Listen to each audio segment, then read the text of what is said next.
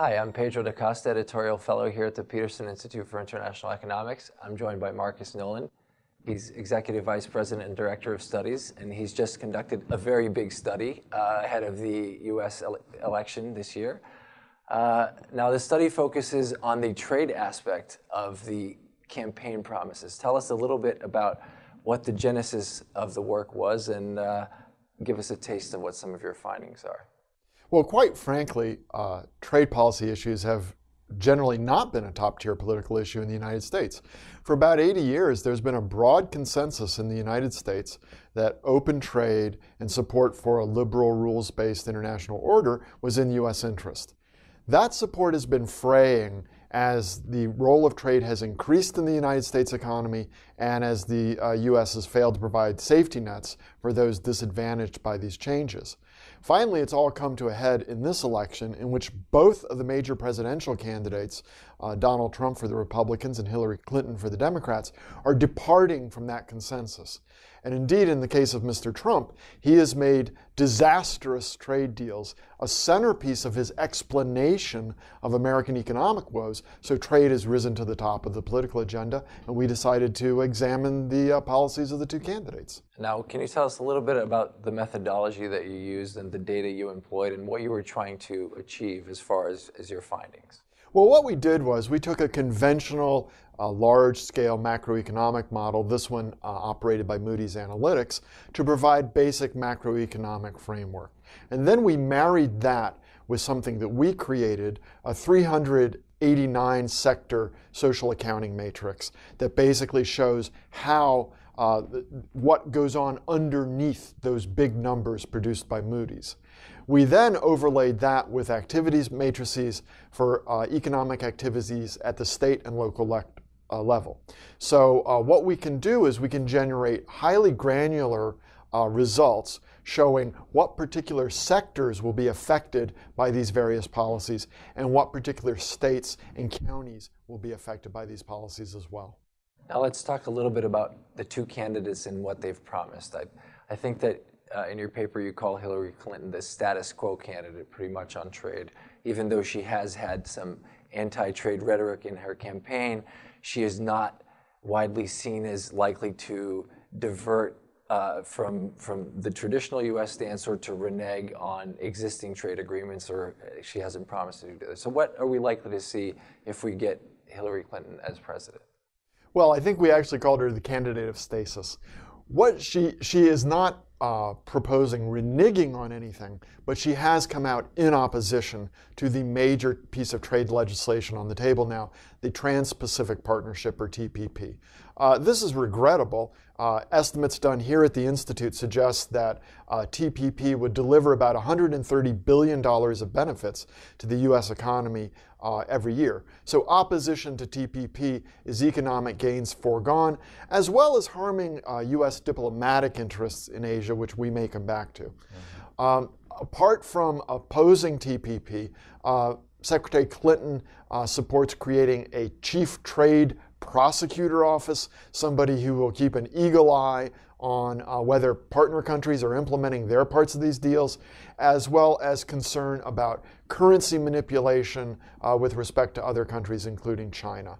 So basically, her trade policy is no new agreements and tougher enforcement of existing ones. And your expected economic impact from that would be sort of fairly marginal, is that fair? Well, as I said, really, it's not that she would impose losses. It's simply the gains that we could have had if we passed TPP, for example, will be foregone. Okay. Now let's talk about the other candidate, Republican Donald Trump.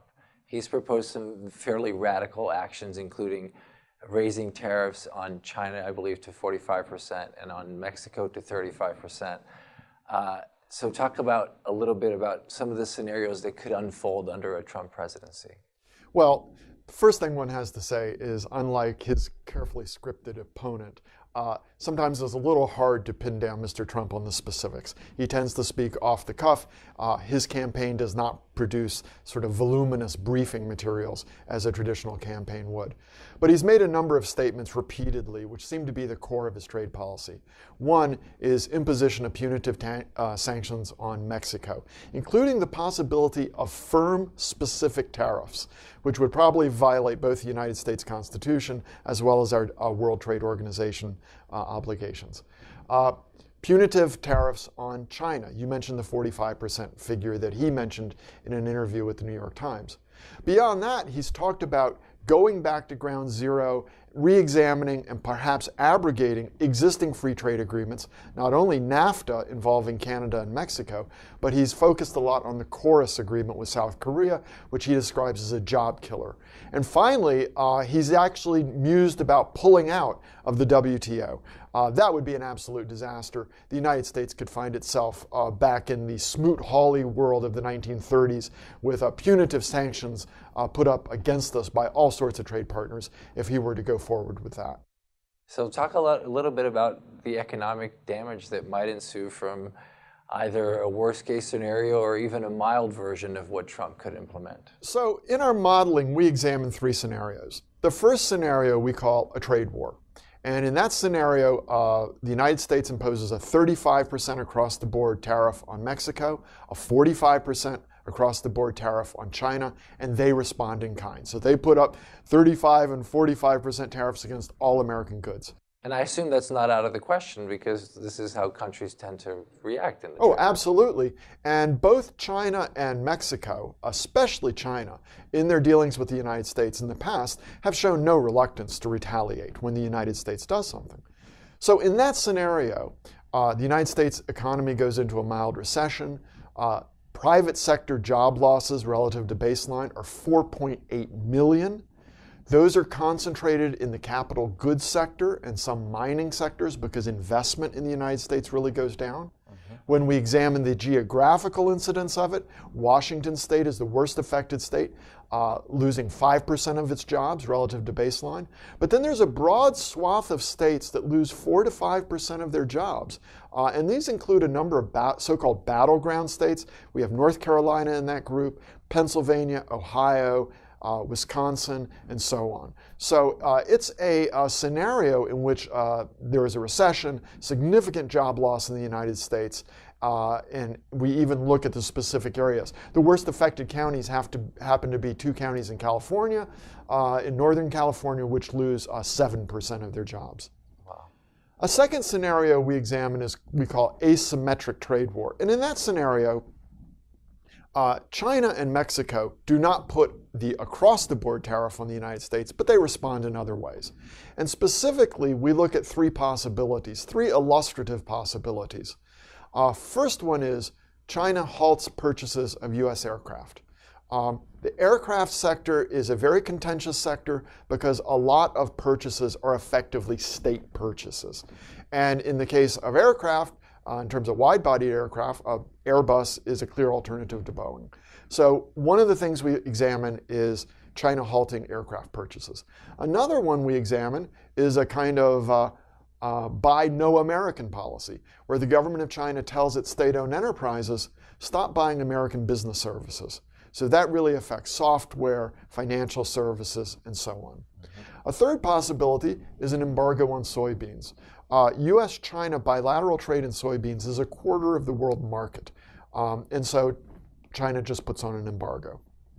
In that first one, in the aircraft scenario, obviously you have a significant fall of employment in the aircraft sector, and it's highly geographically localized because aircraft production is highly geographically localized. The Seattle area, Seattle, Tacoma, Everett, Washington, very hard hit. Wichita, Kansas, hard hit. Parts of Connecticut and Texas, where Pratt & Whitney produces engines, hard hit. In the case of the business service scenario, where the state-owned enterprises stop buying business services, and our exports of business services to China fall by about 40%, the map of counties that are worst affected in that scenario is practically a map of high-tech America. Silicon Valley, Seattle, again, poor Seattle, New York City, Boston, other areas of the country known for high-tech production, and services production are hard hit in that scenario. So you really do get the possibility of very major and persistent disruptions in trade. Sure. The final scenario, the one in which the Chinese have an embargo against soybeans, that's the one that would probably be the least persistent because soybeans is a commodity and it would take, we estimate, about 1 year to reorient trade both on the Chinese side and on our side. But during that 1 year, there are counties in Mississippi, Arkansas, and Missouri that are absolutely devastated. There is one county that suffers between direct impact on soybean production and all the ancillary employment associated with that, people working in various types of ancillary agricultural activities, plus just people in town working at the local restaurant and the local bank and so on. 40% job loss in one of these counties. We have several counties where the job loss is in the order of 20, 25%, 15%. So unlike some of the urban areas like, say, Seattle or Los Angeles or New York, where you lose 2, 3, 4% of employment, in this scenario, some of these rural counties in Arkansas, Mississippi, and Missouri are absolutely devastated for a year because of the soybean embargo. Wow. The final scenario we look at is what we call the abortive trade war. In this scenario, the U.S. imposes the tariffs, but because of either congressional action, action in the courts, or simply public outcry, the administration is forced to stand down and reverse field. In this scenario, the macroeconomic effects are much milder. You don't get the recession. You don't lose 4.8 million private sector jobs. But what's interesting in this scenario is the Chinese have a secret weapon. The secret weapon in this scenario is the iPhone. Chinese value added on iPhone is only about 4%. So it wouldn't cost the Chinese a lot to simply shut down iPhone production in China, but it would cost the United States a lot. iPhone prices would go skyrocketing. There are estimates of how much it would cost to reproduce the production done in China in other areas. And that's one thing that we get into in our report that is really quite important. Supply chains are now ubiquitous. They're heavily oriented in Mexico and China. Shutting down trade with Mexico and China would have ripple effects in ways that people don't think about. Including on U.S. firms who have absolutely. operations in those countries. Right? U.S. firms that have operations in those countries, U.S. facilities that depend on imports for those countries. Think about automobile assemblers who are assembling automobiles here in the United States, but they're getting their imported parts from Mexico. So even in this mild scenario, the effects could be quite profound. We know as modelers that our models are not adequate to capture those very nuanced supply chain linkages. But I think the real question that should be in people's minds is we know for sure that the Trump campaign has absolutely no grasp of the implications for supply chain management and the implications for production in the U.S. of disrupting supply chains in the way that they sort of casually contemplate. So we focused largely on the economic and trade impact. I want to ask you lastly about the political effects of this new wave of anti-trade isolationism in the United States, which is bipartisan. What could be the impact on U.S. leadership abroad if either Hillary Clinton or Donald Trump decide to turn their backs on the world and, renege on a trade deal that the prior president had signed and so on? Well, let's start there with the TPP in Asia. The U.S. Failing to ratify the TPP would cede the lead in policymaking in the trade policy area to China. And that leadership in trade policy would extend to other areas of diplomacy as well. So it would really be ceding leadership in the Asia Pacific to China. Moreover, what we do in the trade policy area could be reflective of other areas and create uncertainty and anxiety in Asians about the U.S. overall commitment to Asia. One of the things that people don't realize is that in Northeast Asia, there is an arms race already underway. And the perception that the United States might not be steadfast, or the perception that the U.S. Alliances with South Korea and Japan might be weakening, could set off unpredictable sorts of developments in Northeast Asia, including promoting nuclear proliferation, something that, strangely enough, Mr. Trump has commented upon favorably. Apart from the effects of abrogating or not passing TPP in Asia, the policies that Mr. Trump has advocated, including going back and abandoning or abrogating existing free trade agreements, could have a very bad effect in the Middle East, where we have free trade agreements with a number of moderate Arab states. And those are countries that face tremendous problems with youth unemployment and youth radicalism. The last thing they need at this moment is the United States to undercut their economies. And again, what we do in the economic sphere would certainly have effects in terms of cooperation on counterterrorism and other aspects of U.S. national security. And finally, if we think about our southern neighbor, Mexico, historically the United States has had very problematic relations with Mexico. NAFTA was a real turning point.